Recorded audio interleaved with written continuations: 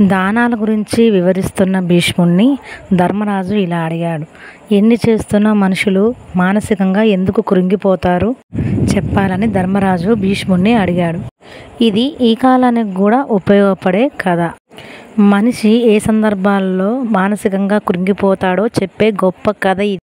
ఈ కాలం యువతకు ఈ కథ చాలా బాగా పనికొస్తుంది కూడా. దేనికి ఎక్కువ స్పందించాలి, ఏ విషయానికి అసలు పట్టించుకోవాల్సిన అవసరం లేదు అనే విషయాన్ని కూడా ఈ కథ ద్వారా తెలుసుకోవచ్చు.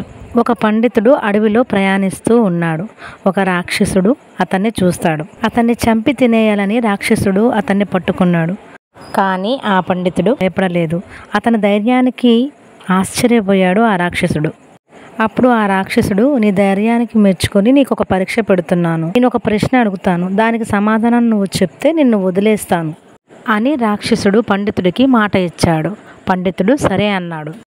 నా శరీరము చాలా అలసిపోయింది, ఇలా శిథిలమవుతుంది, మనసులో చాలా బాధ కలుగుతుంది, దానికి కారణం ఏంటని రాక్షసుడు పండితుడిని అడిగాడు. అప్పుడు ఆ పండితుడు ఇలా సమాధానం చెప్పాడు. ఓ రాక్షస, నువ్వు చెడ్డవాడవని తెలిసి నీ బంధువులందరూ నిన్ను వదిలేశారు. నీ బుద్ధి మంచిది కాదని నీ స్నేహితులు నిన్ను దూరం పెట్టారు.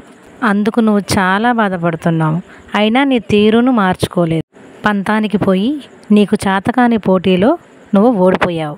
గెలిచిన వాళ్ళు ఆనందంగా ఉంటే చూసి వారవలేకపోయావు. అయినా అలాంటి జూదాలను వదలలేకపోయావు.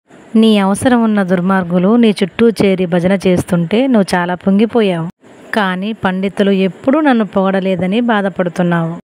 పండితులు పొగిడేలా ఏదైనా మంచి చేయాలనే ఆలోచన కూడా నీకు ఎప్పుడూ రాలేదు. నీ బాధలు, అసూయలు, ఆలోచనలు ఉన్న నువ్వు మానసిక రోగి.